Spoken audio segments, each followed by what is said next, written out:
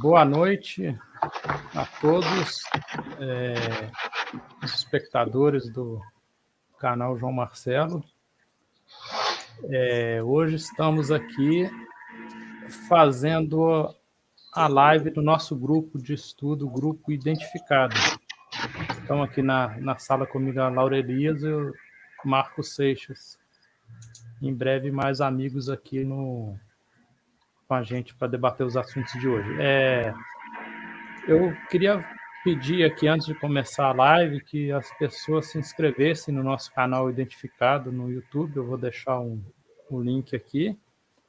A gente tem um blog também, está sendo muito bem cuidado pelo Marco Veado. Eu vou deixar o link aqui também na descrição. E também temos um grupo no Telegram, que é coordenado pelo Marcos Seixas. Eu vou deixar a descrição aqui. E antes de começar, eu queria fazer aqui Eu queria explicar uma coisa, um erro que eu cometi numa live. Participei de um podcast no Hangar 18 e eu esqueci de...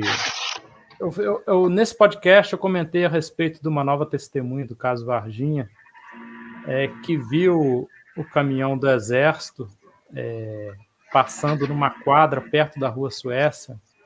Essa pessoa estava jogando bola nessa quadra entre 2 e 3 horas. Eu esqueci de citar que essa testemunha foi passada para a gente pelo Jefferson Martim, do portal Vigília. Então eu queria corrigir esse erro. O Jefferson está até assistindo a live aqui, queria mandar um abraço para ele. E só corrigir essa informação. A testemunha foi conseguida, não foi para a gente, foi um trabalho de investigação do Jefferson Martim, que gentilmente passou o contato dessa testemunha para mim. A gente conversou com ela e no momento oportuno vamos encontrar com ela pessoalmente. Vamos começar a live então.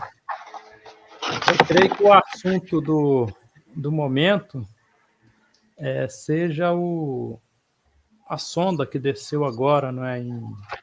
Desceu por esses dias o robô que desceu por esses dias em Marte, né?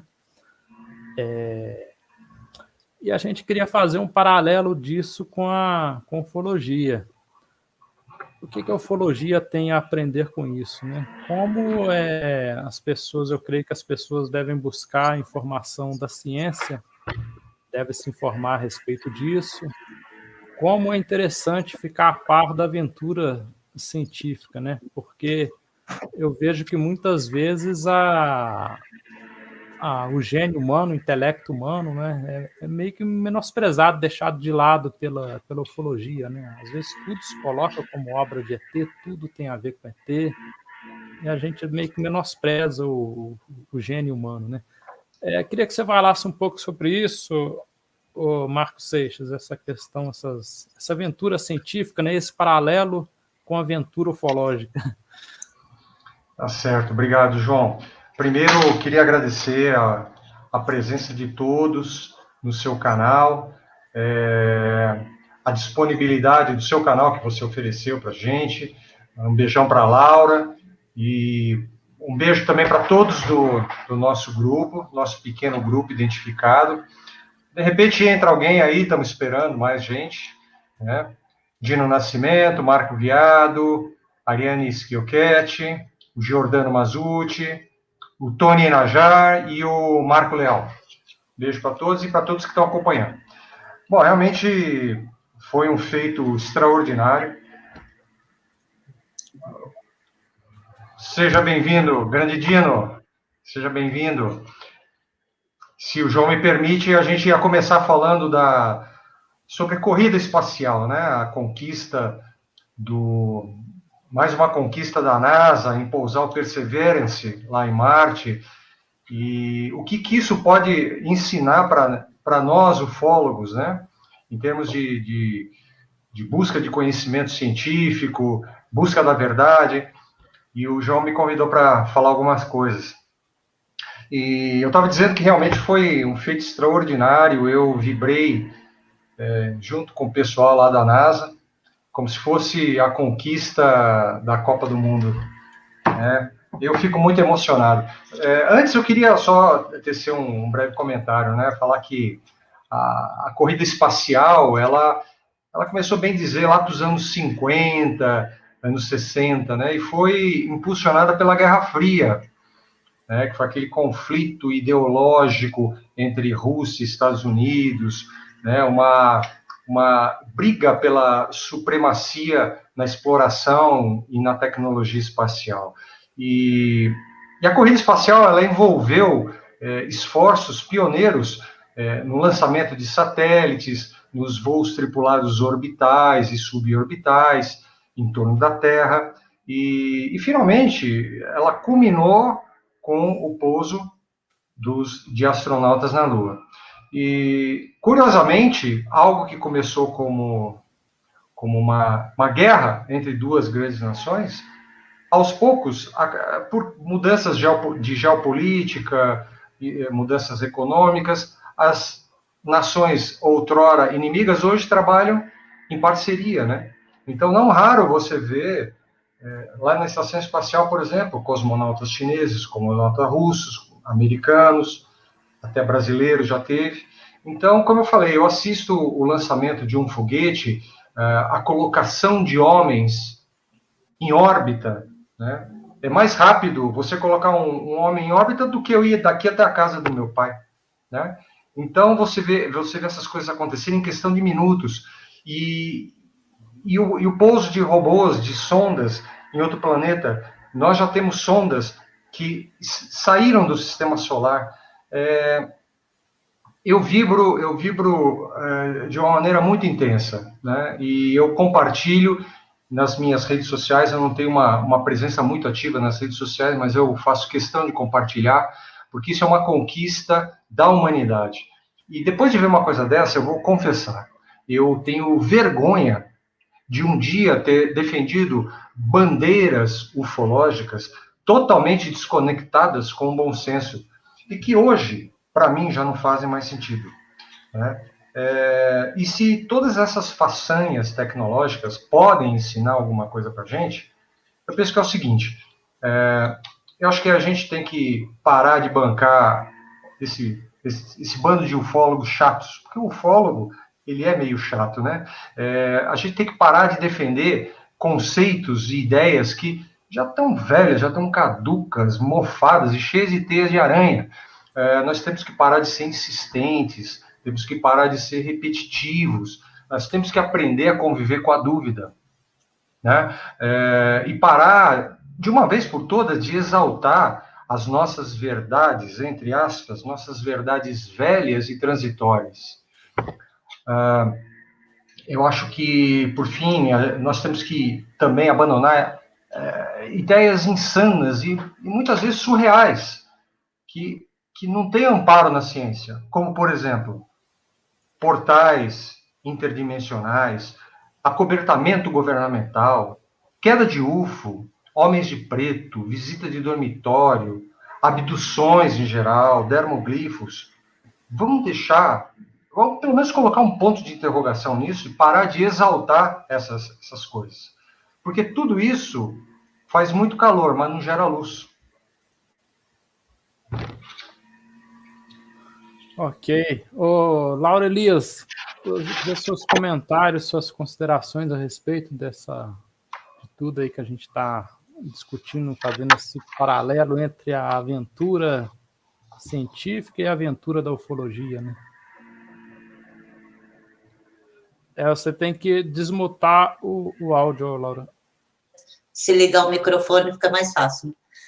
É o seguinte, eu penso assim, faz pouco mais de 100 anos que a espécie humana começou a voar, né? Os primeiros aviões foram lá no comecinho do século passado. E a gente já está com acho que três sondas diferentes em Marte, né? Tem o Rover, o Perseverance, mas tem a sonda chinesa, tem a árabe, que estão no planeta também, se não me engano. Gente, é pouco mais de 100 anos, sabe? É um tremendo avanço.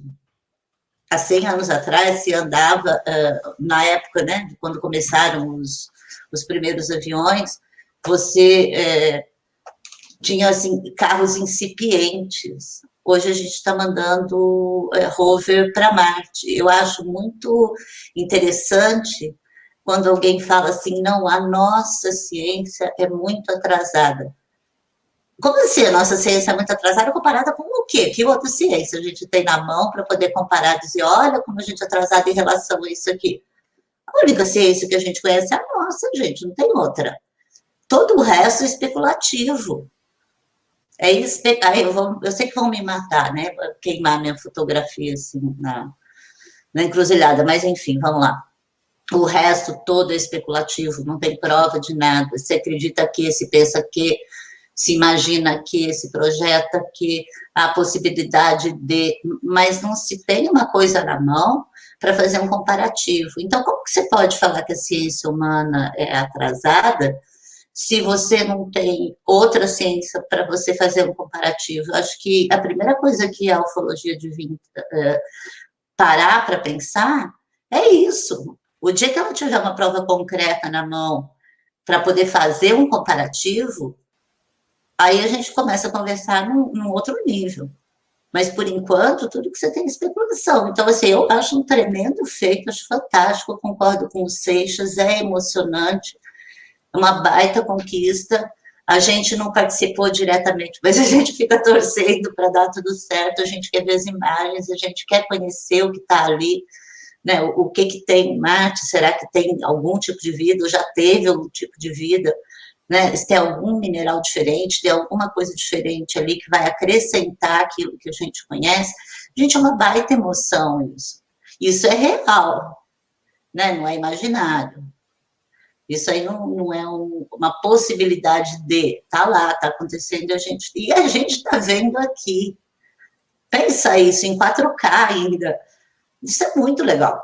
Muito, muito legal. Então, sim, eu concordo com tudo que o Seixas falou, assino embaixo tudo que ele falou, e também acho que é uma boa oportunidade para a ufologia se modernizar, e entrar no século XXI, largar um pouco para trás certas crendices, certas viagens e tudo mais, e começar a se modernizar e andar de acordo com os tempos. Eu acho que faria bem isso, né? Minha opinião.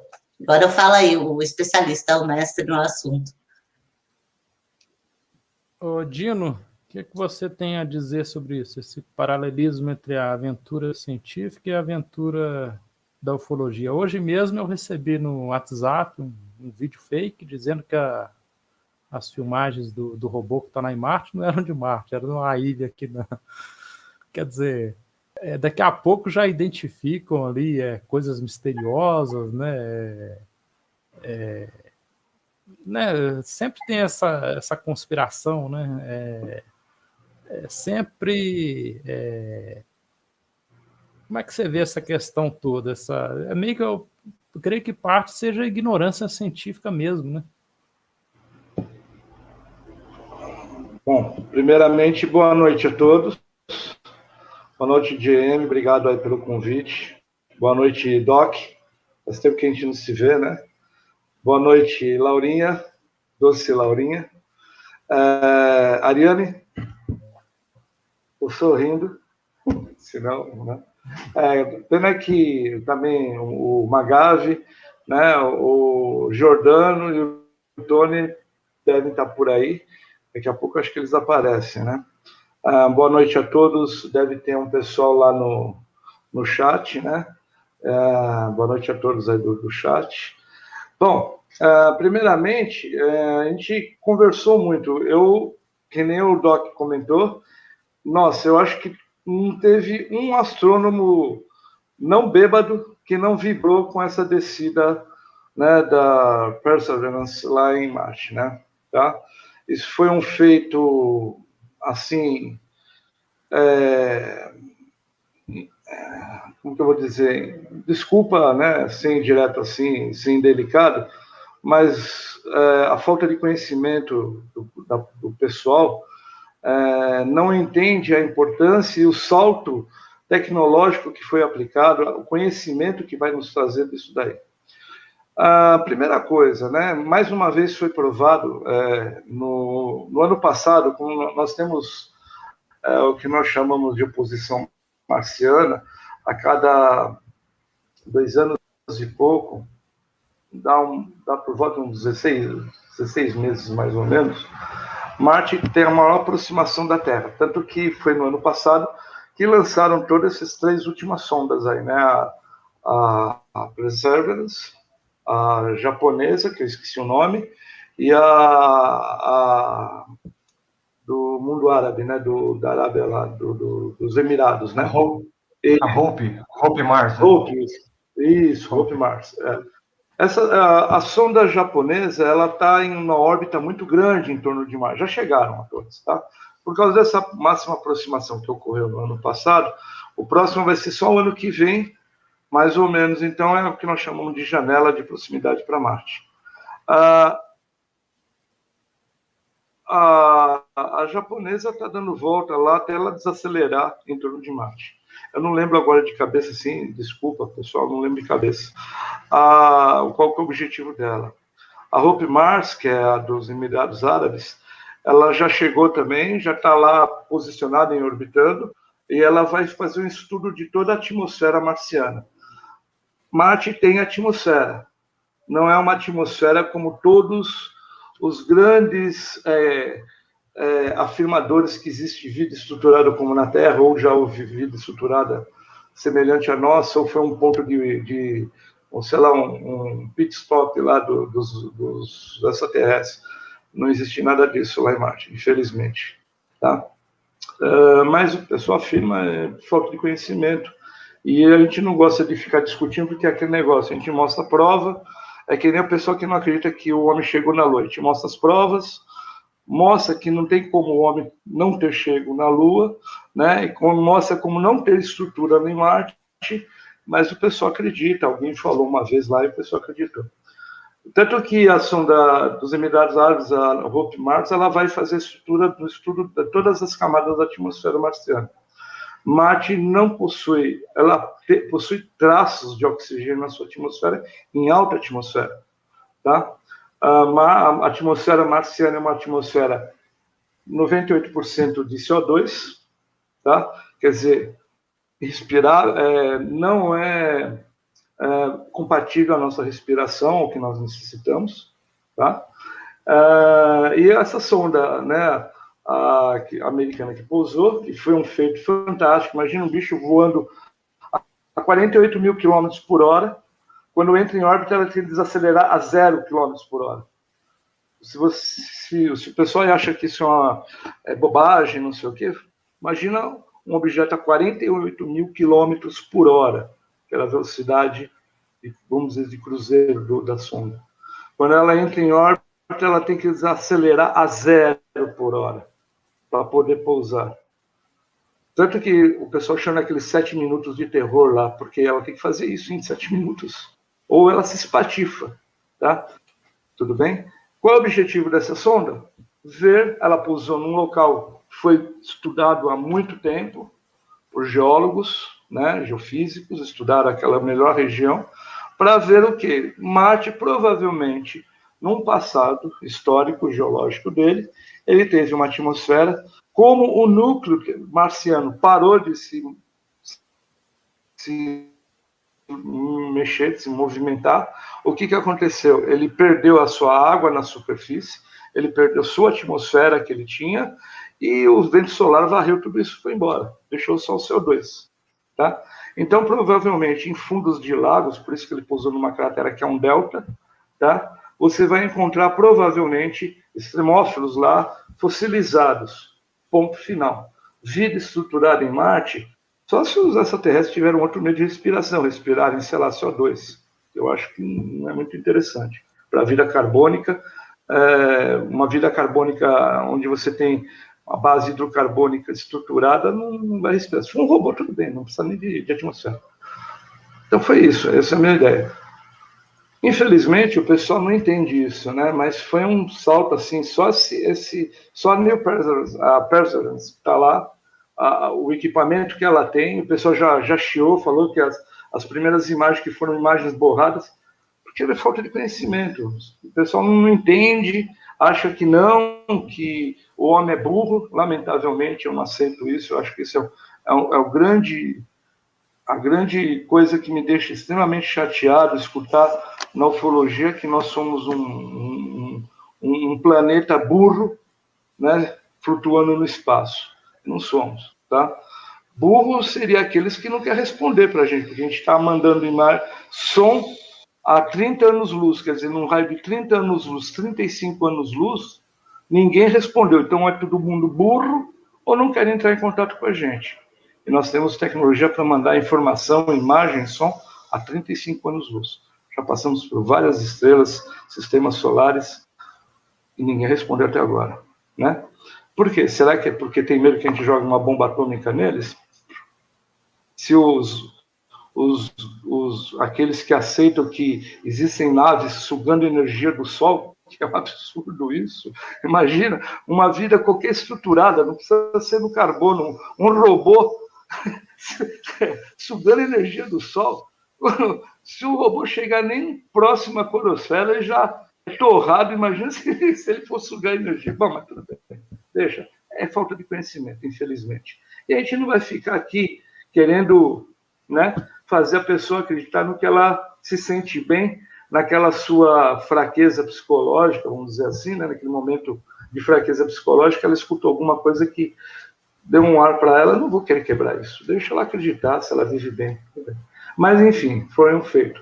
Infelizmente, mais uma vez, está provado, e vai ser provado, né, que com todas essas sondas que nós já lançamos aí, não existe uma forma de vida estruturada que queira entrar em contato com a gente aqui no Sistema Solar.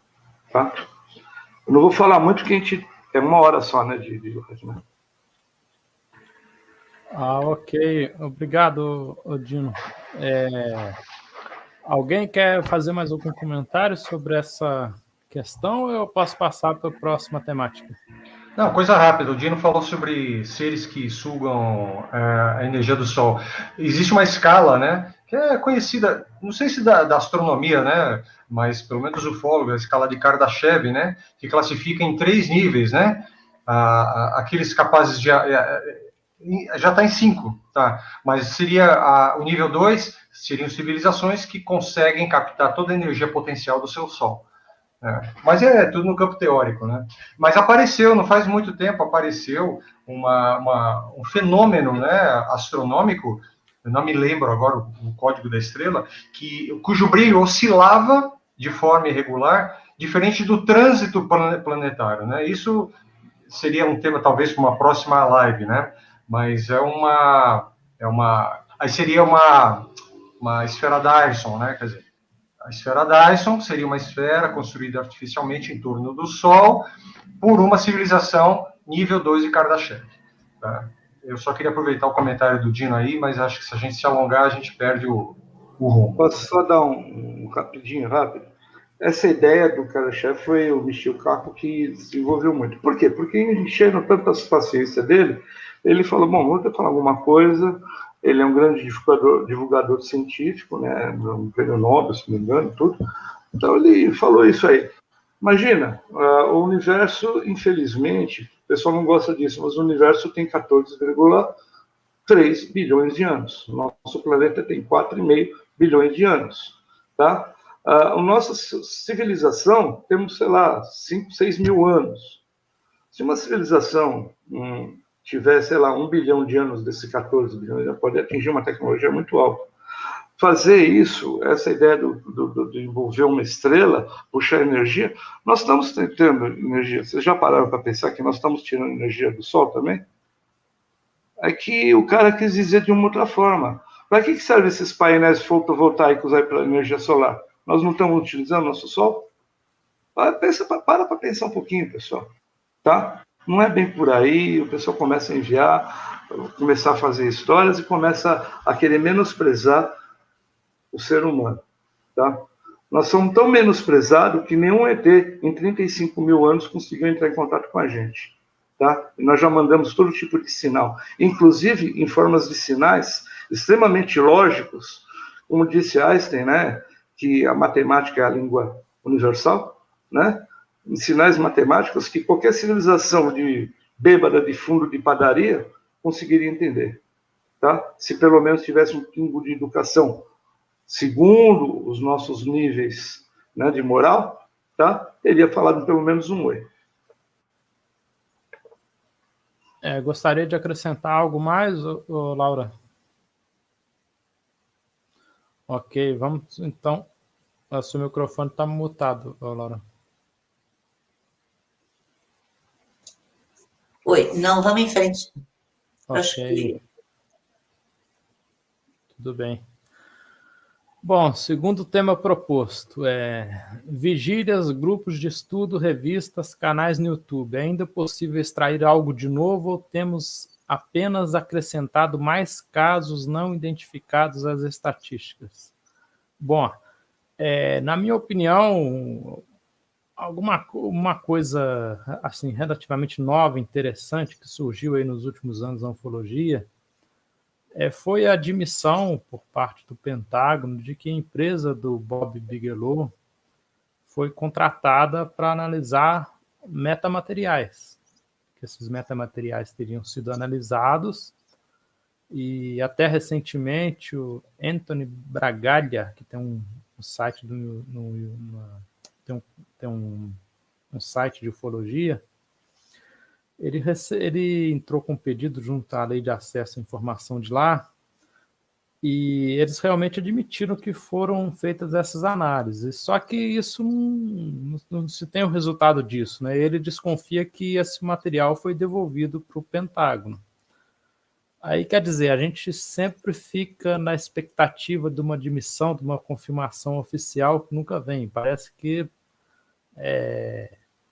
quando coisa parece que vai, chega na hora H, parece que refuga, né? Bate na trave.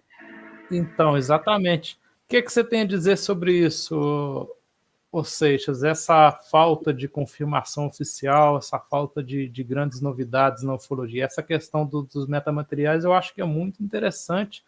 Só que o Dino, para falar bem sobre isso, é uma coisa que tem que ser aberta para a comunidade científica, né? Como é que você vai... Isso daí tem que ser aberto para os pares, né? Para a ciência analisar, para se chegar a alguma conclusão sobre isso daí, né? Claro que sempre existe um interesse militar em tecnologias, né? Mas o que você tem a dizer sobre isso, Seixas? Porque muita gente... Eu, pelo menos, eu vejo que a ufologia ela tem andado em círculos já há algum tempo. A gente não tem grandes novidades. Por exemplo, a gente tinha até a década de 80, 90, a gente tinha muitos casos de contatos de terceiro grau, as pessoas alegavam que viam objetos pousados, com seres em volta. Esses casos minguaram, né? Eu creio que houve um decréscimo, né? Qual que é a sua opinião sobre isso, Seixas? João e companheiros, a ufologia está batendo na trave há mais de 73 anos. Quando a gente se aproxima de alguma comprovação, alguma evidência, aparece um homem de preto, aparece um acobertamento, né? Aparece um troço qualquer que tira da nossa mão aquela que seria a evidência definitiva, né? E é por isso que, hoje em dia, testemunhos não têm grande valor, ainda que eles venham de uma fonte altamente confiável e altamente experiente. É preciso muito cuidado quando a gente fala disso, porque alguém com certeza vai comentar, poxa, mas os caras lá do Pentágono, os pilotos, eles são altamente treinados, eles não poderiam se enganar, né, com o que viram. Por que não? Por que não pode se enganar? Né? Eles, por acaso, eles não são humanos, eles não correm o risco de errar, né? Mas, enfim, a questão dos metamateriais, né? Eu acompanhei, né, a discussão, teve vídeos, né, do pessoal da To The Stars Academy falando sobre os metamateriais. Desconheço se foi apresentado algum resultado sobre metamateriais, né? Aí agora você está falando que o Bigelow devolveu para o Pentágono, ou seja, né, a gente sabia onde estava, agora não sabe mais.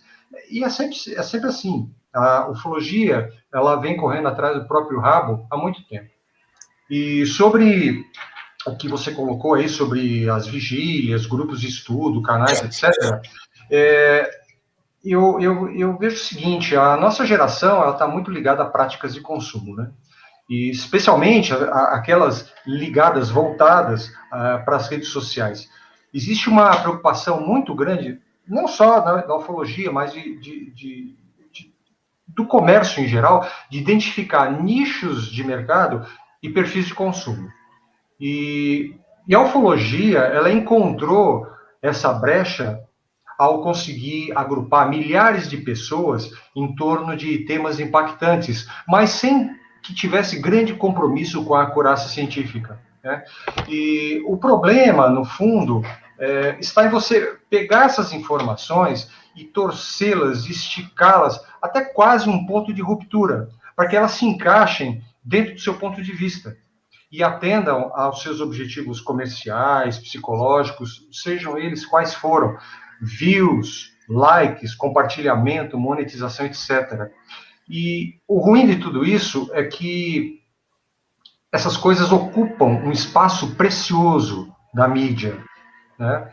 Que poderia ser preenchido com discussões sérias e discussões cientificamente embasadas, como aquelas que a gente está tentando fazer aqui.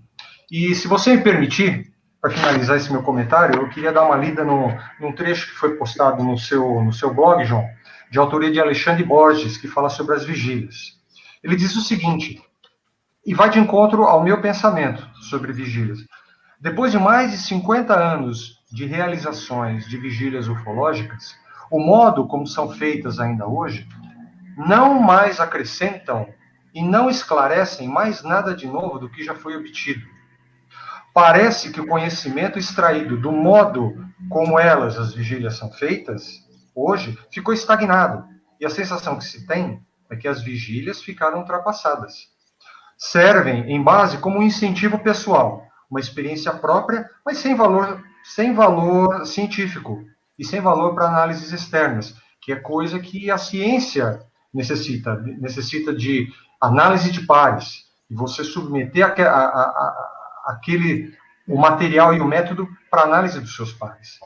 A fotografia e o filme do registro de UFOs obtidas nas vigílias têm apenas adicionado mais casos não identificados nas estatísticas. O algo novo que me refiro aqui não são uma nova foto ou uma nova filmagem, ou mesmo um novo avistamento pelo pesquisador. Esses registros sempre estão em constante renovação. Refiro-me a algo novo em termos de conhecimento adicional do que já se conhece. Em resumo, de nada adianta você criar um novo grupo de estudo, um novo canal e pedir para que as pessoas forneçam seus relatos, porque isso só vai acumular poeira digital. Isso vai servir talvez para alguém escrever um livro, escrever um artigo e não vai acrescentar nada de novo ao que já sabemos. Ok. Laura, o que você tem a dizer sobre essa questão? Dos metamateriais ou da ufologia? Dessa falta de grandes novidades na ufologia e dessa questão dos metamateriais, que eu creio que surgiu como uma grande novidade, mas aí fica naquele disse-me disse, fica uma coisa muito nebulosa, não tem uma confirmação, uma hora o Pentágono diz uma coisa, outra hora diz outra, uma hora estaria com Bigelow, depois não estaria mais lá. A gente fica parece que entra num terreno nebuloso, né? A gente parece dar 2 passos para frente e 3 para trás, né? Eu acho assim, essa história de metamaterial, desde o Roswell, né? Se fala o material com memória, não é? Que Isso. Me fugiu o nome dele, do Jesse Marcel, né? O nome. Isso, Jesse Marcel. Jesse Marcel teria levado até para casa, o filho teria visto. Então, isso já vem junto com a ufologia. O metamaterial nasceu junto com a ufologia, né? Na mesma semana. Eu acho assim, o João Marcelo, ele disse, ela disse, alguém disse, mas cadê? Cadê uma análise consistente de um instituto de pesquisa confiável. O Bigelow, a gente sabe como é que é, né? Depois daquele Skinwalker dele lá, sei lá. Cadê essa análise? Para pegar essa análise e ver se outro instituto de pesquisa concorda com a primeira análise feita. A gente não tem nada, só tem alguém falando alguma coisa, que é o que se tem na ufologia sobre tudo. É alguém falando alguma coisa. Sobre a mesmice, a ufologia não cria fatos, ela depende de que alguma coisa externa aconteça para que ela repercuta. Se nada externo acontece, ela não tem que repercutir, não tem o quê, não tem material, e aí começa a inventar moda, né? Porque você tem todo um ciclo financeiro ligado ao assunto que precisa sobreviver. E se não tem novidade, vamos inventar alguma coisa, tem que vender. Vai vender o quê se não tem novidade? Vai vender para sempre a mesma coisa? Não dá. Então, você tem que inventar moda, vamos inventar alguma coisa. E nessa, tudo vira assunto da ufologia, de fantasma, lobisomem, tudo é ET, tudo passa... Enfim, né? A gente conhece a história, não precisa detalhar mais. Então, não vejo que novidade vai ter. A única novidade que a ufologia pode ter, João Marcelo, é ser realmente um objeto de outro planeta, descesse no nosso planeta, se houvesse um contato, uma detecção por telescópio, por essas sondas todas que estão em volta, satélites todos, se algum detectasse alguma coisa que a gente pudesse pensar em termos de ser um objeto inteligente, inteligentemente guiado, né? E que nos desse algum material confiável. Mas se não tem isso, não acontece nada, quem vai fazer? Você não tem como fabricar um UFO. Você tem que esperar o UFO aparecer. O UFO não aparece, a ufologia tem que inventar moda, e aí acontece tudo que a gente sabe que acontece. Essa é a minha opinião. Acho que a grande coisa que alavancaria seria ou realmente a gente ter acesso a arquivos que dessem conta de que muito do que se fala ou de que se ventila aí, ou pelo menos parte disso é verdade, realmente aconteceu, houve algum tipo de contato, houve algum tipo de qualquer coisa, ou que esse contato acontecesse de forma inequívoca. Na falta dessas duas coisas, o que pode acontecer para movimentar a ufologia? A onda. Você teve essa onda do Pentágono com o Tom DeLonge, com o Luiz Elizondo, tudo onda. O que isso produziu de concreto? Produziu na defesa dos Estados Unidos, que ficou muito preocupado que houvesse objetos russos ou chineses invadindo o espaço aéreo deles. Daí eles levantaram toda aquela lebre. A ufologia aproveitou isso para vender como UFO. Mas o que eles estão preocupados realmente é com outra coisa ali, né? Também UFO, mas o UFO meio para longe. Então, eu não vejo jogo, eu não vejo como renovar, sinceramente. Se for para focar a ufologia nesse campo, no campo de provas ou de qualquer coisa, não depende dos ufólogos, não depende de ninguém, depende do objeto, vem de fora para cá.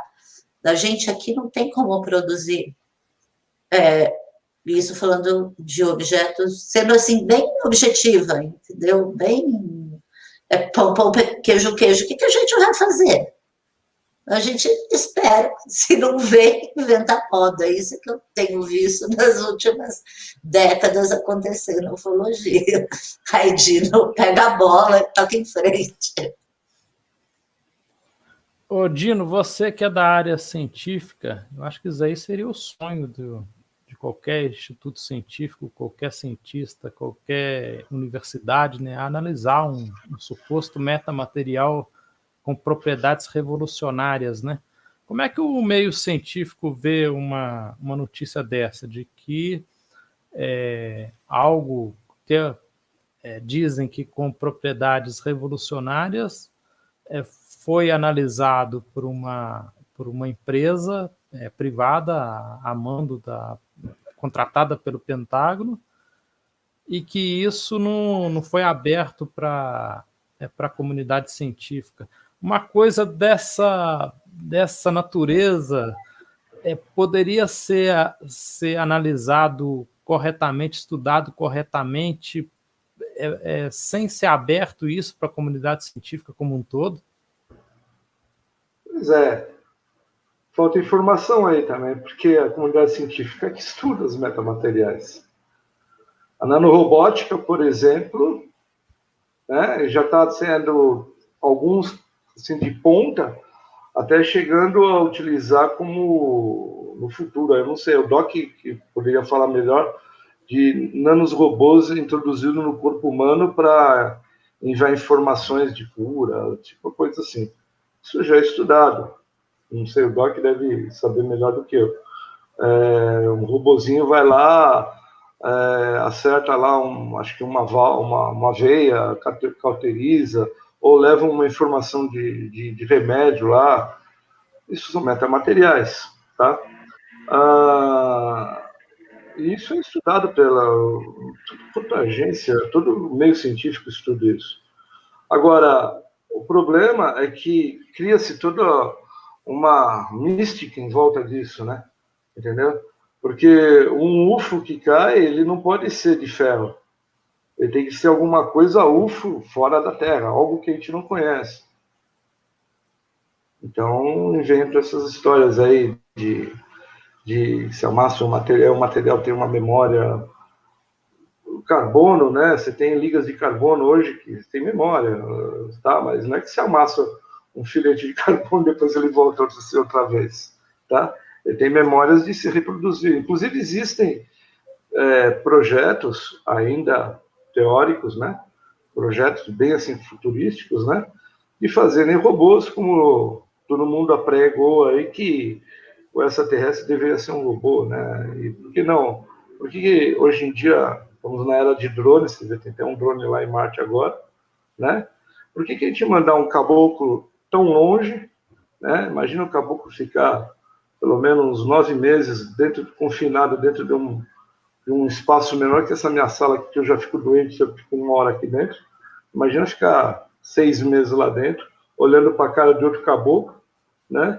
Até chegar em Marte, depois tem que usar todo um traje, etc. Porque não manda um robô para lá e vai fazer a mesma coisa que esses sondas estão fazendo, que é isso que a gente está fazendo.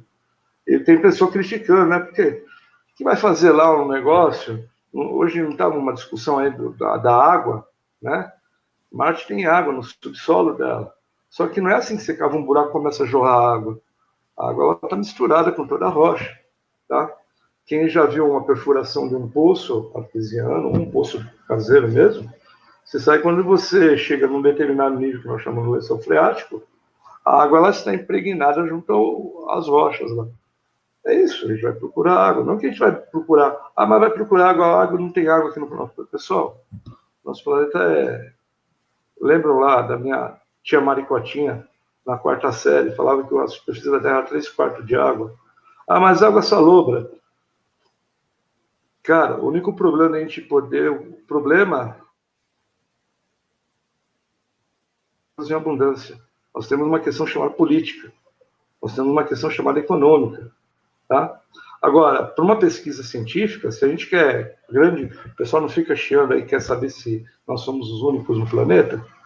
Então, a gente está pesquisando. Por que a gente vai ficar batendo um monte de porta? Vamos direto numa porta mais factível, mais prática, que é onde tem água, você vai ter vida estruturada de alguma forma.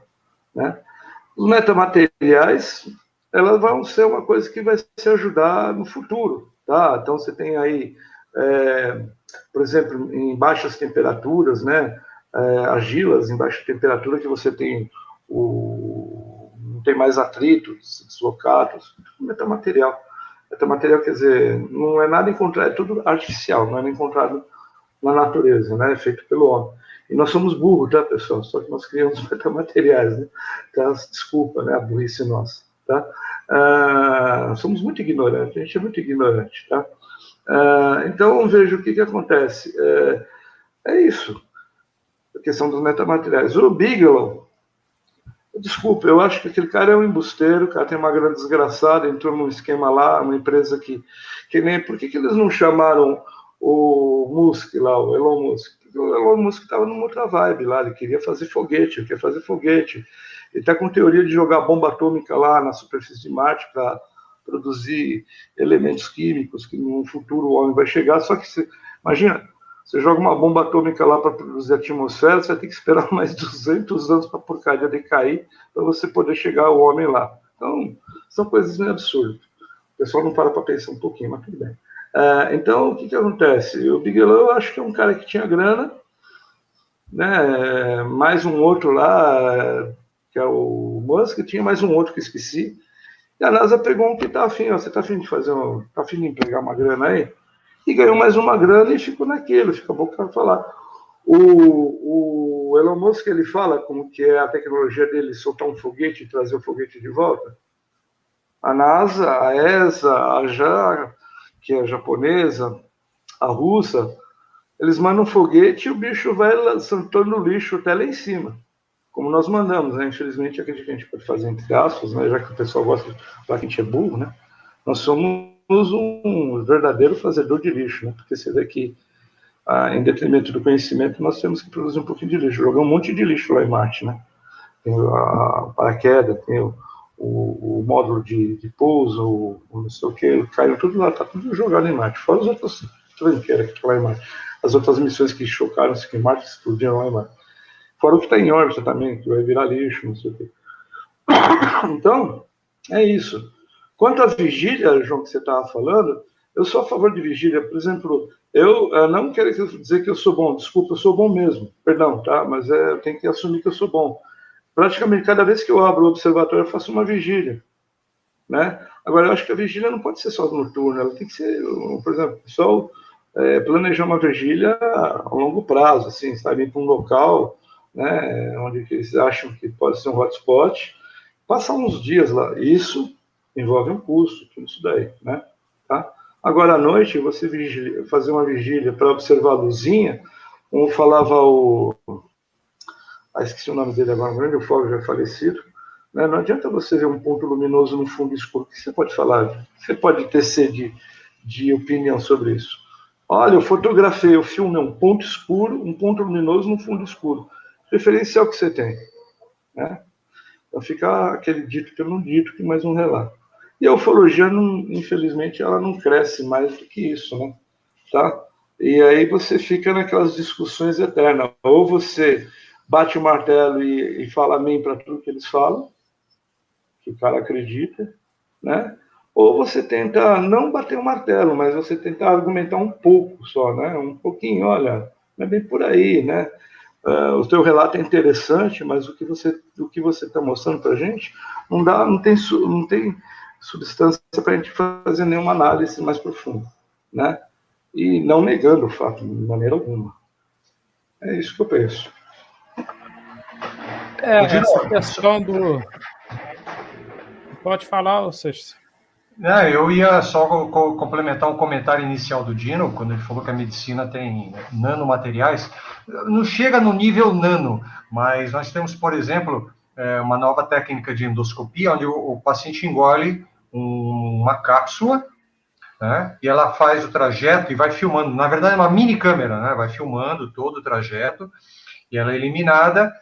É um exame bem menos invasivo, um pouco mais trabalhoso. Nós temos os stents cardíacos, stents cerebrais, enfim, uma série de materiais de alta tecnologia, né?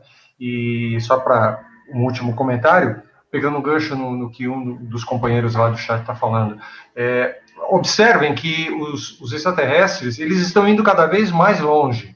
Primeiro, eles estavam na Lua. Chegamos na Lua, não tem nada lá. Vamos para Marte, viram canais, são extraterrestres. Não, vamos para Vênus. Não estão em Vênus, eles estão nas Pleiades, eles estão em Alfa Centauro. Não estão em lugar nenhum. Então, eles vão para onde agora? Eles vão para outras dimensões. Aí fica difícil, né? Aí fica difícil. E alguém comentou também, só para finalizar aqui, por que eles vão entrar em contato conosco se eles são tão desenvolvidos, se eles são tão burros, como o Dino está dizendo, se eles são tão bons, por que eles vão entrar em contato com a gente? Por que um homem vai entrar em contato com um macaco? Eu acho que o pressuposto é que está errado, né? A pessoa está supondo que existe uma inteligência por trás de um fenômeno que a gente não compreende. Não é porque a gente não compreende que o homem primitivo, a gente não sabe como ele levantava pirâmides, como ele cortava pedras com precisão de ferramental atual, não é porque a gente não compreende isso que foram extraterrestres. Então, isso é uma falácia. É uma falácia que tem uma certa lógica, mas que, no fundo, não tem fundamento nenhum. Ok. Só complementando um pouquinho rápido aí, duas coisas que o Doc falou aí interessante, né? A gente sempre parte do pressuposto da nossa moral, né, dos nossos costumes, né? É difícil a gente sair desse lugar comum, achar que o extraterrestre, que eu falo, segundo a nossa moral, nossos costumes, o extraterrestre para mim é um cara sem educação nenhuma. Que nós só não oferecemos bolo, pão de queijo para ele, café quentinho, lá de Minas Gerais, né? Um queijo canaça para ele experimentar, porque o resto nós já fizemos, e o cara não entra em contato com a gente. Então, para o modelo da nossa moral, é uma falta de educação, concorda? Eu mostro para você, tudo bem? Como que tá você? Você tá aí? Não sei o quê? Precisa de alguma coisa? E você fica mudo. Né? Na nossa visão, é uma educação. Se eles são evoluídos, bom, a evolução para o nosso modelo também, evolução moral, social, etc. Mas os extraterrestres não têm moral. Aí, então tem que jogar uma bomba atômica, a gente resolve com bomba atômica, tá? Outra coisa que você comentou, que agora eu me esqueci, que era a questão a segunda coisa que você falou aí. Bom, depois eu lembro, aí quando eu lembrar eu falo. Tá muita coisa na cabeça agora. Tá bom. Obrigado, Odino.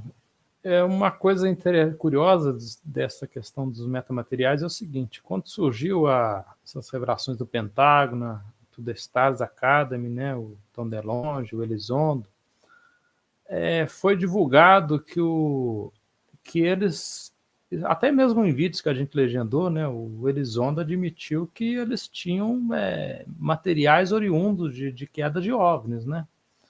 Que os americanos já teriam isso, que isso estaria sendo analisado, escondido em algum lugar. Aí a To The Stars fez uma parceria com o Exército para analisar esses metais misteriosos e tal. Só que, ao mesmo tempo que eles falam que eles já têm esses destroços de OVNIs, eles percorreram o mundo atrás de fragmentos de misteriosos para analisar. Então, quer dizer, uma coisa o negócio é meio contraditório. Se você tem destroços de OVNIs, você vai vir aqui na Argentina, se não me engano, atrás de fragmentos do objeto de Ubatuba para poder analisar, né? Não faz muito sentido, né? Para passar para o próximo tema, é uma coisa que questiona muita gente. João, só um minutinho. Não faz tanto sentido, porque, veja, os caras enaltecem tanto a tecnologia extraterrestre, sem conhecer, né? E o bicho bate na Terra que se desmonta inteiro. Como? Então, não tem lógica. Se os caras são tão desenvolvidos, usam os wormhole para transportar de uma ponta a outra do universo, sei lá que raio que é isso, tá? De uma ponta a outra da nossa galáxia, não sei o quê, chegam aqui em questão de segundos, lá de Zeta Reticuli, por exemplo, a 35 anos-luz, Zeta Reticuli, né? Caso famoso de Zeta Reticuli, 35 anos-luz daqui da Terra, Zeta Reticuli B, né? Está 35 anos aqui da Terra, só no nosso sistema solar. Como é que eles chegam aqui? Pô, imagina você pega um Fusca, enche de gasolina, vai fazer uma viagem lá para achar, no meio da estrada você mete o carro numa árvore, e graça tem isso. Não tem lógica, né? E eu lembrei uma coisa, agora lembrei o que eu queria só comentar rapidinho, o que o Doc falou.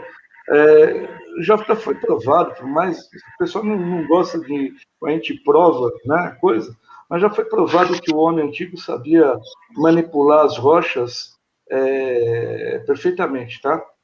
Quem fizer um cursinho básico aí de geologia vai ouvir falar de ponto de clivagem, vai entender o que é ponto de clivagem, tá?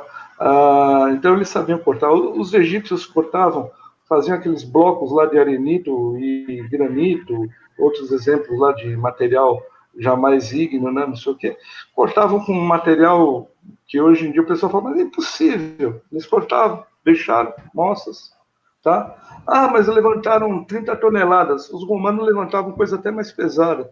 Vai ver um aqueduto lá romano, qualquer perdido na Europa lá. Como é que os caras levantaram aquilo? Os extraterrestres estavam ajudando os romanos a colocar as pedras lá para fazer o aqueduto. Então, a gente já provou isso, tá? O pessoal, antigamente, já há muito tempo, isso é uma coisa histórica já do homem, conheceu o ponto de clivagem das rochas e você batendo, por exemplo, quem trabalha com joalheria tem que saber isso na ponta da língua, para você poder... Como é que lapida um diamante se o diamante é o material mais resistente da natureza e nada risca ele? Como você vai poder lapidar? Tem lógica? Falar que não existe isso? Então, por favor, um pouquinho mais de conhecimento é interessante. Desculpa aí adiantar. Pois é, uma coisa interessante, um dia eu estava até debatendo isso com o Fórum da Bahia, ele atentou com um fato interessante. Essas histórias narrativas de quedas de discos voadores, de OVNIs, sempre está o objeto despedaçado e o ET está inteiro, né? O ET, né? E outra coisa é que, por exemplo, tem casos famosos de queda de OVNIs, como, por exemplo, o caso de Kecksburg, já foi provado que era um veículo de reentrada, né? Até hoje é divulgado na ufologia como queda de OVNI. Mas, enfim, o que vende é o mistério, né? A explicação para o mistério não vende. A próxima questão prevista hoje no debate é o seguinte, a questão de ciência e espiritualidade. Sempre me questionam a gente sobre isso, em lives, em eventos, mesmo em conversas pelo aplicativo. Muita gente faz essa ponte entre ciência e espiritualidade. Eu creio que uma das pessoas que começou a fazer essa ponte, eu creio que foi o General Showa, né? Ainda na década de 70, depois vieram outros ufólogos. Eu particularmente, eu não me interesso eu não vejo essa ligação de uma coisa com a outra. Eu não vejo, por exemplo, ligação entre ufologia e espiritismo. Para mim, uma coisa, outra coisa, outra coisa. E eu vejo da seguinte forma a ufologia. A gente já tem uma dificuldade enorme de ser levado a sério, lidando com a parte, vamos dizer assim, entre aspas, mais palpável da ufologia, o que dirá se a gente abrir o leque, o espectro, para coisas mais etéreas, não é? O que você pensa sobre isso, Laura? Muitos dizem que uma coisa não pode ser desvencilhada da outra, que a ufologia e espiritualidade sempre estiveram juntas, que a ufologia ela tem que ser holística, não é? E tirando de contexto o termo holismo, né?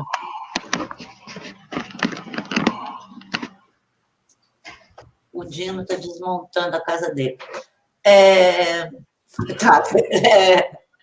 Então, João Marcelo, a ufologia vive de relatos, vamos dizer assim, né? 98% do que se tem na ufologia são relatos. Você tem alguma coisa de foto, de vídeo, de marcas, de pouso, supostamente de pouso, de sapatos e tudo mais, mas o grosso da ufologia vem de relatos. E relato, você sabe como é que é, né? Você depende da testemunha, da percepção da testemunha, dos filtros culturais, psicológicos da pessoa, nem sempre aquilo que ela jura que ela viu e que ela acredita que tenha visto era realmente o que estava ali na frente dela, porque a percepção humana não é 100% confiável, há muita falha na percepção da gente. Então, há muitos relatos insólitos na ufologia. Mas se você pensar, por outro lado, que é assim, vamos imaginar que uma pessoa realmente se depare com um disco voador e com um ser de outro planeta e que esse ser tenha uma aparência que não seja humana, né? Seja diferente. Se for humana, não vai dar o choque. Mas que tem uma aparência diferente. Eu não estou falando de abdução, não estou falando de nada. De repente, sei lá, numa estrada, em algum lugar, a pessoa flagrou um ET e um disco voador. o choque que isso provoca na pessoa, porque o susto pelo inesperado, pelo inusitado, ele vai causar uma perturbação, assim, no sentido, porque não é uma coisa que o cérebro da pessoa está esperando encontrar. Não é você ver um cachorro na rua que você sabe, olha, um cachorro está passando na rua. Não, você está vendo um disco voador, cara, você está vendo um ser de outro planeta. Isso é um choque muito grande. Então, isso, em se levando em conta, supondo-se que isso seja uma situação real, obviamente o relato dessa pessoa vai ser um relato difícil de ser analisado, porque ela vai ter momentos que ela não vai saber explicar o que ela estava vendo. Então, dá à ufologia esse tom, esse sabor, vamos dizer, essa nuance meio de sonho, meio de realidade, de coisas que parece que são acontecimentos que seriam possíveis num sonho, mas que não são possíveis na realidade. Agora, qualquer coisa que você vá pensar de misturar foguete, é como se você pensar, gente, pensa um pouco, a gente está mandando coisa para outro planeta, não estamos mandando sonda, mandando rover, mandamos até um drone junto com o rover lá para Marte, que daqui a pouquinho vai começar a voar lá o helicópterozinho para fazer a imagem aérea do planeta. Imagina que tivesse alguma vida, algum tipo de vida inteligente em Marte, olhando aquilo. E o que isso tem a ver com religião? Isso tem a ver com engenharia, matemática, física, química, uma série de coisas. Não tem a ver com religião. Por que você vai misturar o foguete que vem do outro planeta, que supostamente seria isso? Que é um disco voador, não importa se é redondo, oval, quadrado, forma de charuto, é um foguete, é um troço que viaja no espaço. O que isso tem a ver com religião? Isso é a ver com ciência. Não foi a religião que fez um foguete, foi cálculo, de alguma forma. Se a gente pensar em termos de ciência que a gente conhece, as coisas são calculadas, são planejadas, né? Você tem que desenvolver uma série de materiais que não existem para poder fazer uma viagem, tem que desenvolver peça, tem que desenvolver novos conhecimentos para poder fazer um troço desse. O que isso tem a ver com religião? Me diga, eu não entendo essa coisa de dizer... eu sei que no livro do Kardec, eu venho de uma família espírita, kardecista, e eu sei que os livros do Kardec, lá naqueles livros de pergunta e resposta, uma das perguntas, uma das respostas diz que, assim, do jeito que tem vida na Terra, tem vida em outros mundos também, e do jeito que tem reencarnação aqui, a pessoa pode reencarnar em outro planeta e viver vida aqui, vida lá, vida para calcular, não sei o quê, ok. Mas daí a ligar isso com ufologia, desculpa, não é forçar muita barra. Na minha concepção, é forçar muita barra. Eu estou dizendo que não tem nada a ver, eu estou dizendo que você está misturando alho com bugalho, entendeu? Uma coisa, outra coisa, outra coisa. Religião é questão de crença, de fé. A pessoa acredita naquilo, a pessoa acredita que tem outra vida, e ela vai provar para você com os argumentos dela, com as coisas dela. Agora me diga, o que isso tem a ver com uma viagem espacial, com exploração espacial, com desenvolvimento de tecnologia? Eu acho que uma coisa, outra coisa, outra coisa. Agora, se você quiser discutir moralidade, ou princípios de comportamento, princípios de visão de sociedade, de formação de sociedade, enfim, e que isso vá presumir o que talvez a gente pudesse chamar, que nós chamamos aqui na Terra de espiritualidade, que a gente não sabe como isso poderia ser em outro planeta, em civilizações organizadas. Ok, mas isso não tem nada a ver com o espiritismo, com esse tipo de coisa que as pessoas entendem como sendo espiritualidade ligada à ufologia. Não tem nada a ver uma coisa com a outra, entendeu? É que nem você pensar em psicografia. Cara, ET vai fazer psicografia? Desculpa, para mim, é assim, não dá. Eu não misturo fé com outra coisa, eu realmente separo as coisas, tá? O que eu acredito em termos de crença religiosa, de fé, não sei o que, é uma coisa. Aquilo que a gente está estudando é outra. Uma coisa, outra coisa, outra coisa. Se for misturar, vai virar essa salada russa que a gente está vendo, essa bagunça que virou ufologia. Entendeu? com a Tacheran baixando em centro espírita, fazendo previsão, horóscopo, segundo a Tacheran e outras coisas. Virou essa zona toda, porque justamente se misturou a estação. Então, assim, para mim, não tem nada a ver um assunto com o outro. A crença de cada um é a crença de cada um. Viajar pelo universo depende de ciência, não depende de crença religiosa. Essa é a visão que eu tenho sobre o assunto. Agora, princípios de comportamento, de entendimento, de troca numa sociedade, de uma sociedade igualitária, igualmente desenvolvida, em que se tenha um olhar que não é nem de caridade, mas é um olhar de inteligência sobre as outras pessoas. Quanto mais gente bem nutrida, quanto mais gente estudada, quanto mais formação científica, quanto mais formação acadêmica, mais produção você tem, e melhora uma sociedade. Isso não tem nada a ver com você olhar de forma religiosa para a ufologia, que foi como eu entendi que você quis perguntar aí na sua colocação. Então, para mim, uma coisa, outra coisa. Eu respeito quem pensa diferente, mas para mim as coisas não se misturam. Ô, Seixas, essa ponte entre ufologia e espiritualidade, eu vejo essa questão tem um outro viés disso daí também, na minha opinião, é que vamos dizer que eu resolvo fazer um evento de ufologia aqui em São João del Rei, conforme eu já fiz 2 ocasiões aqui dentro do Inverno Cultural da Universidade Federal de São João del Rei. Se eu fizer um evento, vamos dizer, de ufologia mística, eu vou ter um público X. Se eu fizer um evento só de ufologia científica, uma ufologia mais pé no chão, mais com filtro maior, eu vou ter um público bem menor. Eu creio que parte essa argumentação que tem que haver essa ponte, na verdade, esconde um interesse, na minha opinião, interesse também há um viés comercial disso daí. O que você pensa disso tudo? João, a pergunta é a seguinte, qual que é a ligação entre o espiritismo, vamos falar do espiritismo de Kardec, né?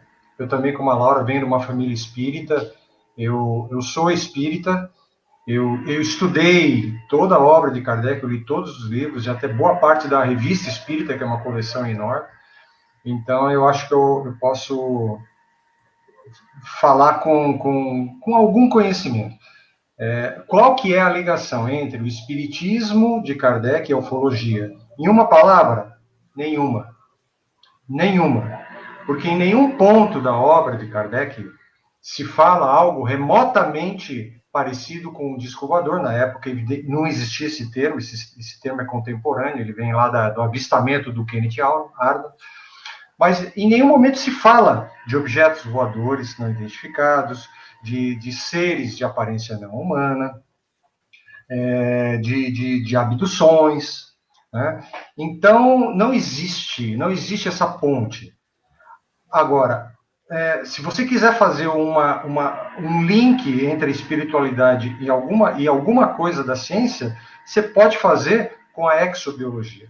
O espiritismo tem mais a ver com a exobiologia do que com a ufologia, né?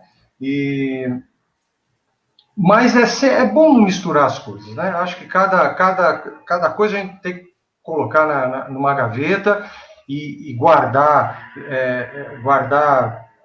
para a nossa crença, porque, na verdade, o espiritismo ele prega coisas que são de outra natureza, são mais ligadas a artigo de fé, e a ciência não trabalha com artigo de fé, a ciência trabalha com fatos. E hoje em dia tudo é marketing, né? Tudo é marketing. O marketing contemporâneo é o grande condutor da vida.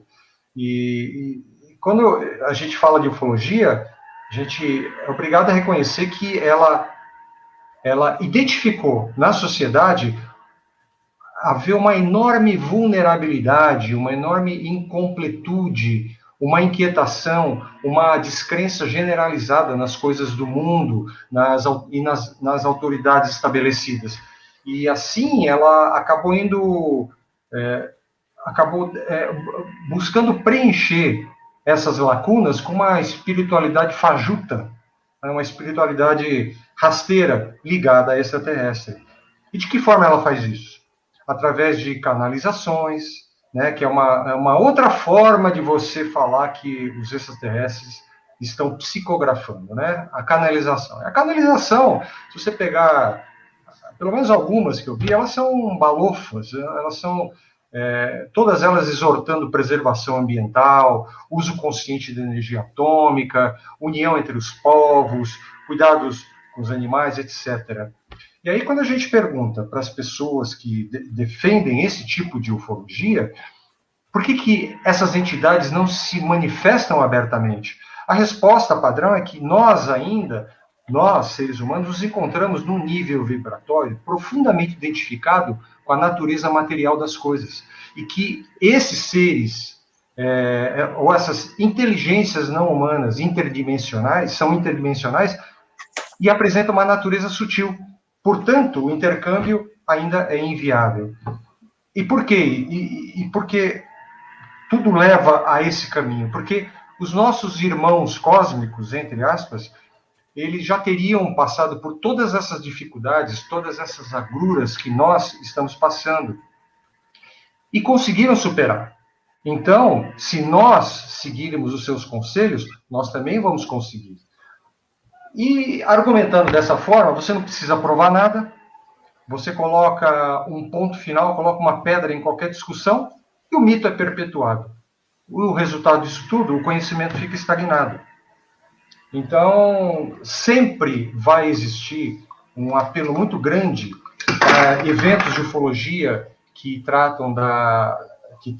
linkam a espiritualidade, porque as pessoas, elas têm problemas, elas têm conflitos, elas têm inseguranças. E quando você coloca alguém que teoricamente teria uma ascendência, teria uma capacidade de mudar esse estado de coisas, você meio que aproxima, você faz com que aquela entidade seja um ideal alcançável. Então, você falar de ciência, você vai conseguir uma meia dúzia. Se você falar de espiritualidade, você vai encher a casa.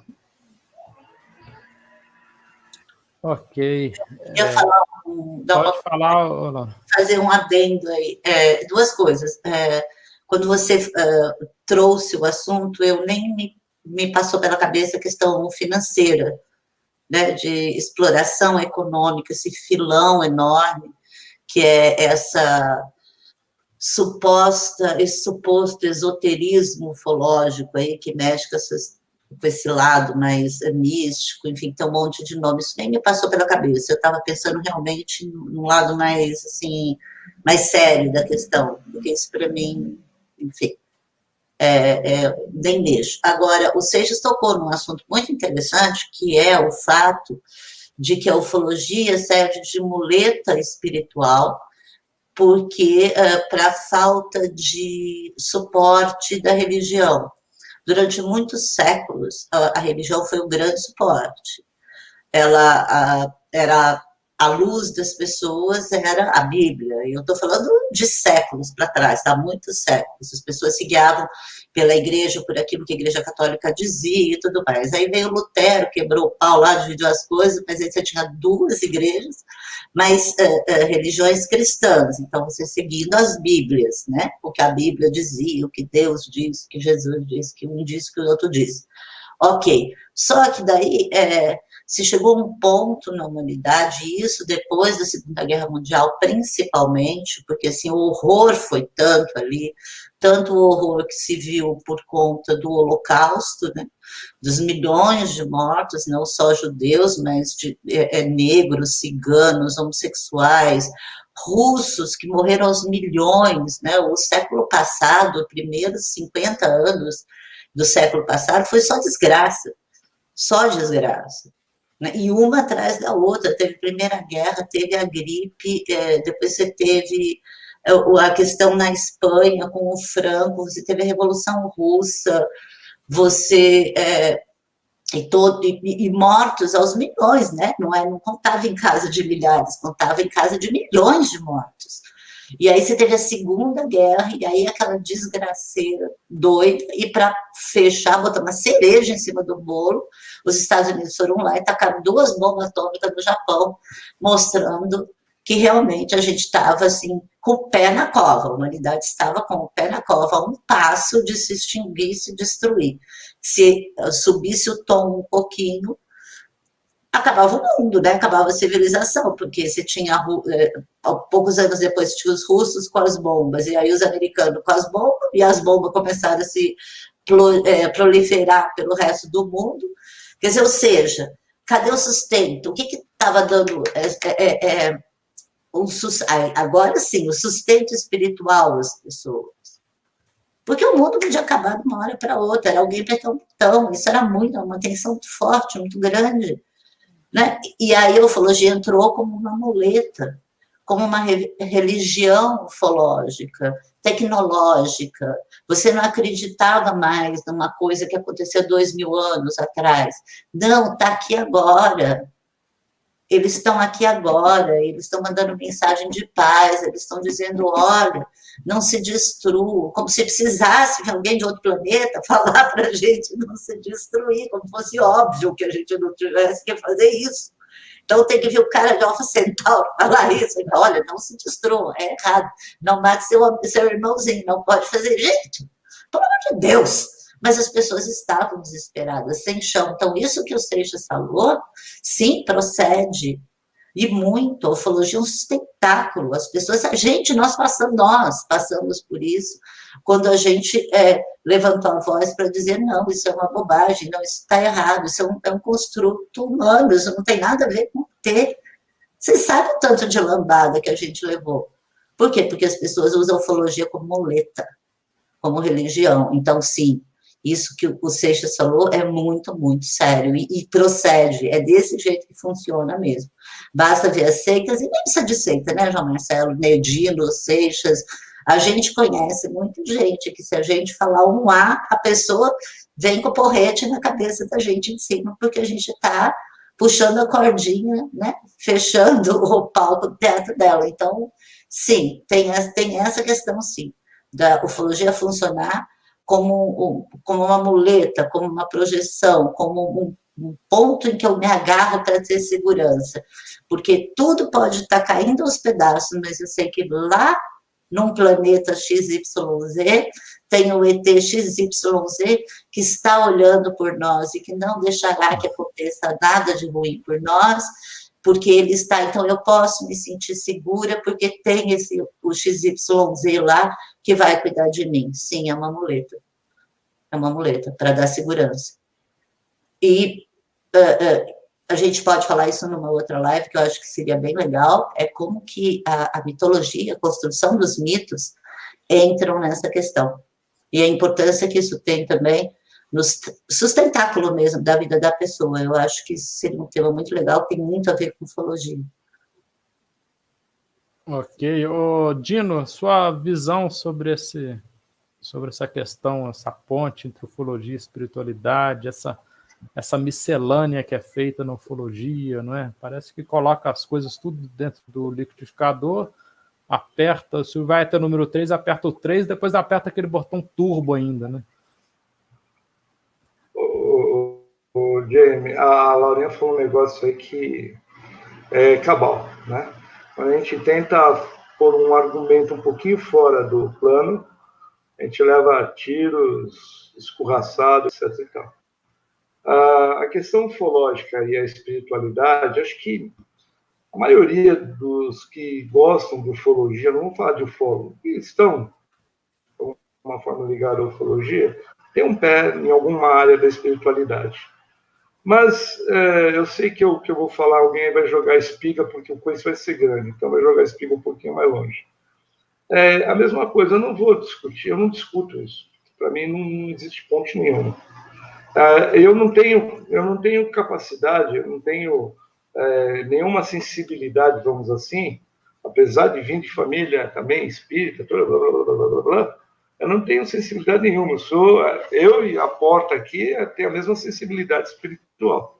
Tá? Então, se alguém chegar e falar que tem um espírito aqui do meu lado falando um monte de coisa, falando maravilhas, etc. e tal, fazendo curas, etc. e tal, respeito, ponto final. Eu não discuto isso porque seria tolice da minha parte discutir algo que eu não tenho nenhum conhecimento, nenhuma sensibilidade, tá? Infelizmente, pessoalmente, eu acho que é uma forma de dar grandes respostas às grandes incógnitas que você tem dentro da ufologia, tá? Então, por exemplo, o extraterrestre, o que ele está fazendo? Ele vem salvar o planeta, tá? E, infelizmente, como a Laurinha comentou, só os meio século inicial do século passado, né, o número de pessoas que, como os espíritos falam, desencarnaram por própria vontade ou forçosamente, né, vamos dizer assim, uma bomba atômica na cabeça faz qualquer um desencarnar forçosamente, né? Eu acho que eles não vão chegar no céu. Imagina uma família que estivesse lá em Hiroshima, sei lá, almoçando, qualquer coisa, explode uma bomba e os caras estão agora lá no céu. Você acha que eles vão chegar tudo felizes? Nossa, chegamos no céu, atingimos o paraíso, atingimos o nirvana. Então, eu não sei, eu acho que é uma desculpa para tentar responder o que não existe resposta. Não existe resposta para algo que você não tem como, não tem um fio, não tem um começo, não tem um fim para você, não tem pelo menos um começo palpável para você fazer alguma indagação. Então, eu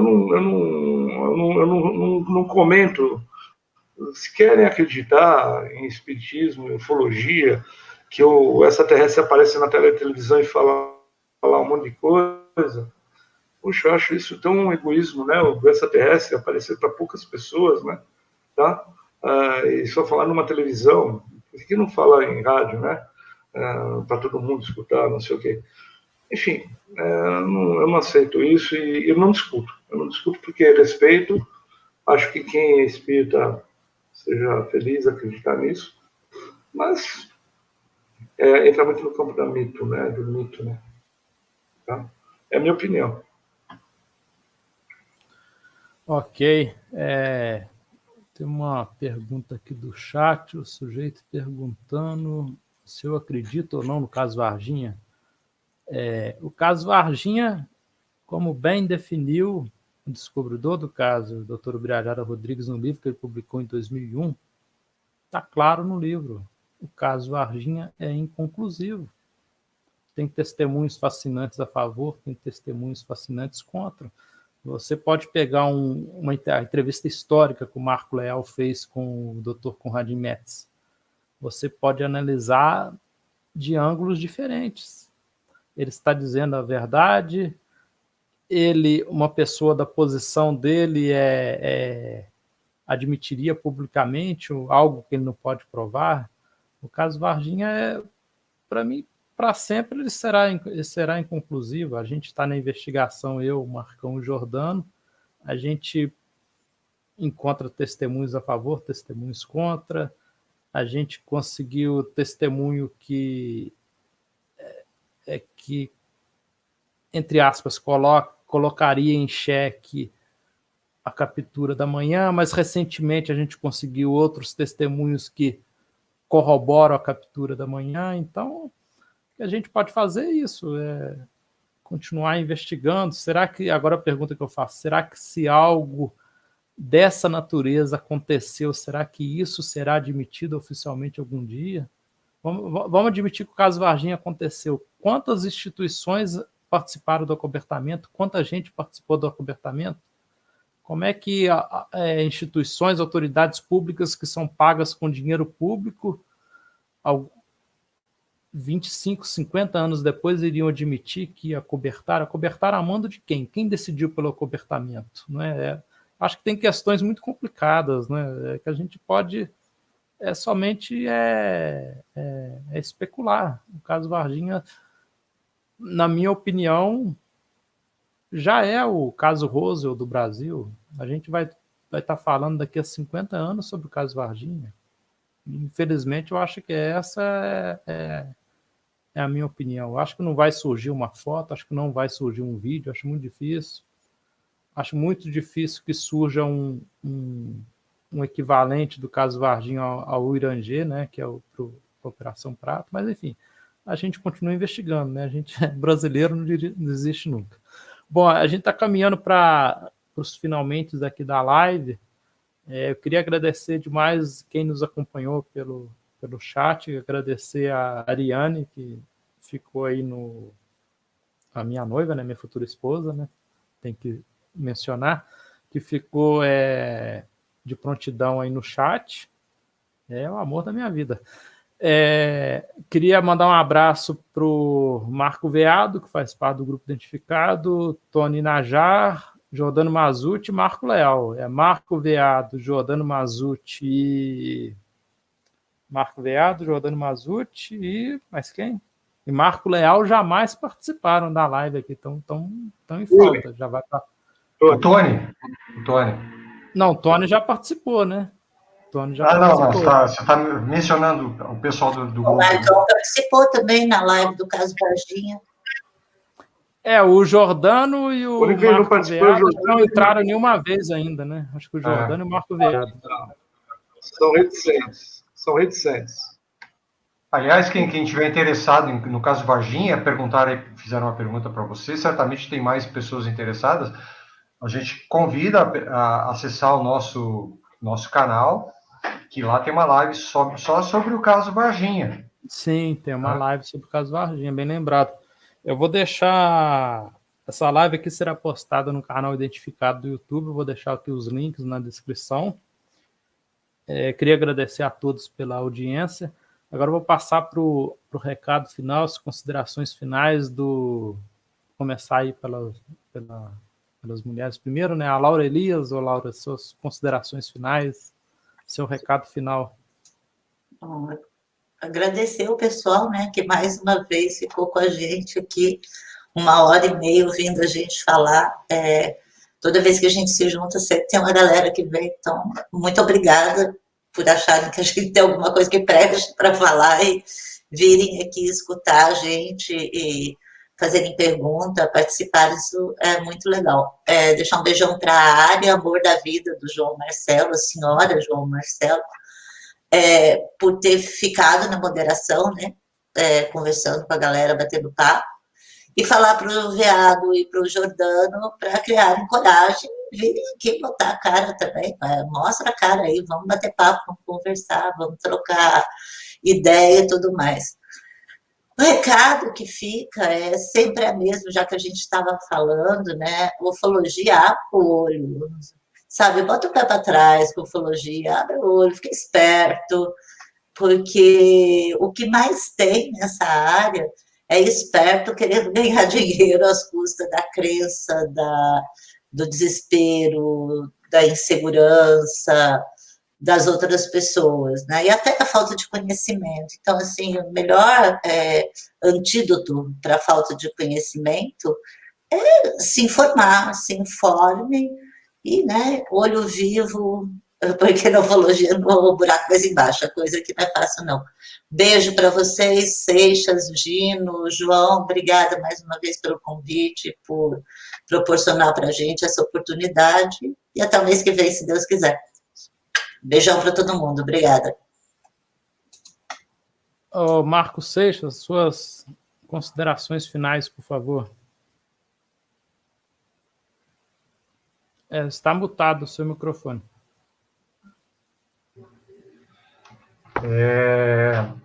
Agradecer, acima de tudo, as pessoas que acompanharam a gente até as 22h32, as que entraram, as que saíram, e muito obrigado.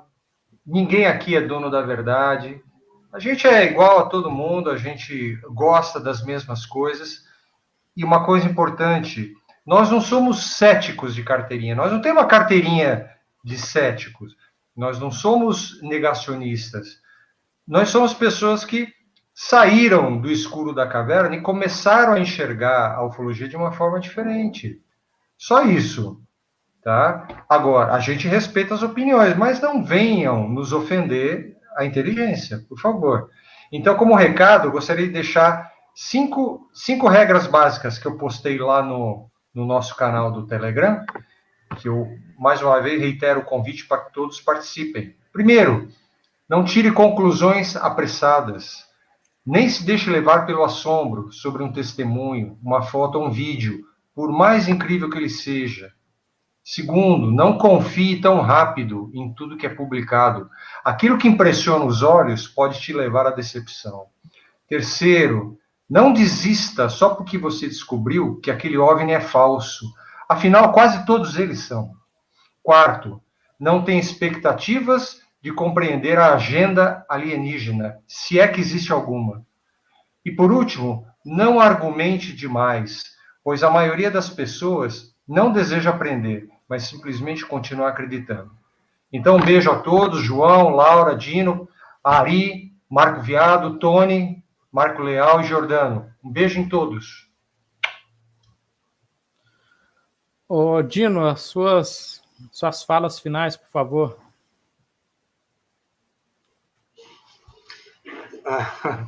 Bom, interessante tudo isso aí que foi falado hoje, foi interessante, né?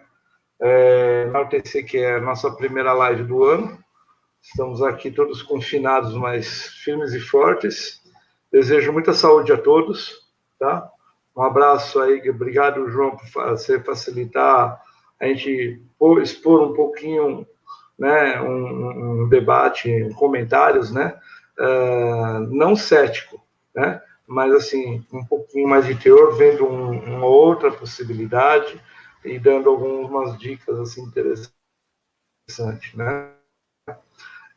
Obrigado, Laurinha, um abração para o Wander. Doc, um abração, tudo de bom. O pessoal do grupo aí, né, o Marcos Vial, o Magave, né, o Tony e o Jordano e o Marcão, né, que uma hora eles vão aparecer, uma hora desencantam e aparecem, né? Fala. Não, rapidinho, esqueci de... Desculpa. Desculpa te cortar. Pode falar. Não, eu nos meus agradecimentos... Pode falar, por favor. Nos meus agradecimentos, eu esqueci de parabenizar o João por ter um dos vídeos do canal dele ter aparecido no History Channel. Acho que isso é um reconhecimento do peso e da relevância desse canal. Por isso eu me sinto muito orgulhoso e agradecido por compartilhar desse espaço. Obrigado, obrigadão. Eu ia falar isso agora. Eu ia comentar, antes eu ia comentar, né? Quer dizer, eu quero só terminar antes de chegar, eu ia lembrar isso daí. Mas deixei por último falar da noiva do nosso JM, né? Que é a Ariane. Inclusive, estou sorrindo. Né? Também vamos ver se ela desencanta lá. JM, passa alguns megabytes para ela poder entrar no nosso canal também, né? Aparecer, falar. Ela tem bastante coisa para falar também.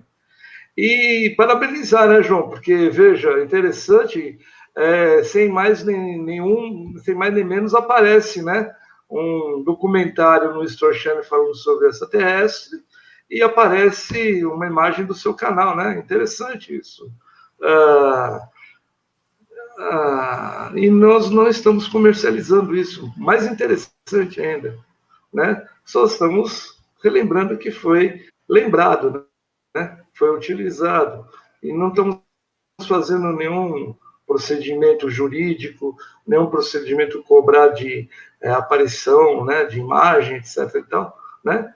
Porque, veja, acredito que a ufologia ela tem que ser algo, lógico, tem que ter uma forma de ganhar, mas o grande objetivo da ufologia é informar de forma, assim, sem ser mecenas, sem ser preocupado muito com obter lucro, né? Fazer o comercial da coisa. Eu acho que passar informação, passar conhecimento é obrigatoriedade de todos, né? Tá? Se a gente tem um pouquinho mais de conhecimento, estamos aqui para isso, né? O pouquinho que eu conheço sobre astronomia, eu posso passar para vocês. Inclusive, eu sempre falo, quem tiver dúvida, escreve aí para a gente. Tem os nossos canais, né? Agora no Telegram, né? Principalmente, põe lá, a gente recomenda, a gente passa, a gente dá toda a informação sem nenhum problema, tá? Aceitamos um monte de crítica, mas crítica baseada, tá? Não somos, assim, extremamente rígidos, não somos céticos, mesmo eu já observei coisas que, até o momento, eu não tenho respostas, mas a maioria das coisas, infelizmente, eu consegui algumas respostas, assim, incontestáveis, né? Mas não somos céticos, né? Então, fiquem à vontade, espero encontrar todos aí novamente, fiquem com bastante seguros aí, espero que essa vacina chegue logo aí. Doc, pelo amor de Deus, dá uma força lá na moçada. Desejo a todos um bom final de carnaval aí, né? Que nós não temos, deve estar todo mundo pulando.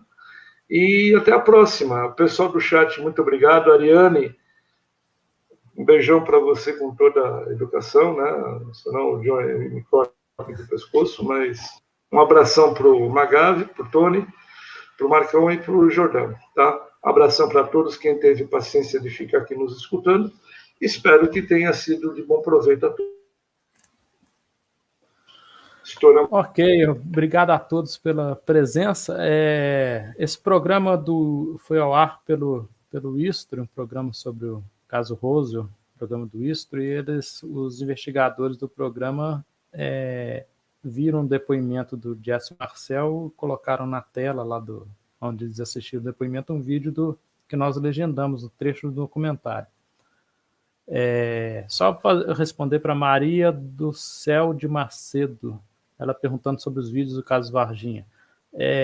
Os vídeos, Maria, o conteúdo dos vídeos, o que os militares falam, a espinha dorsal, é a base do caso Varginha. Tudo já é divulgado desde 1996. Se você assistir o vídeo, qualquer pessoa que está aí no chat assistir, sinceramente, vocês vão se decepcionar, porque não há nada de novo. O que eles falam ali já é amplamente divulgado desde 1996.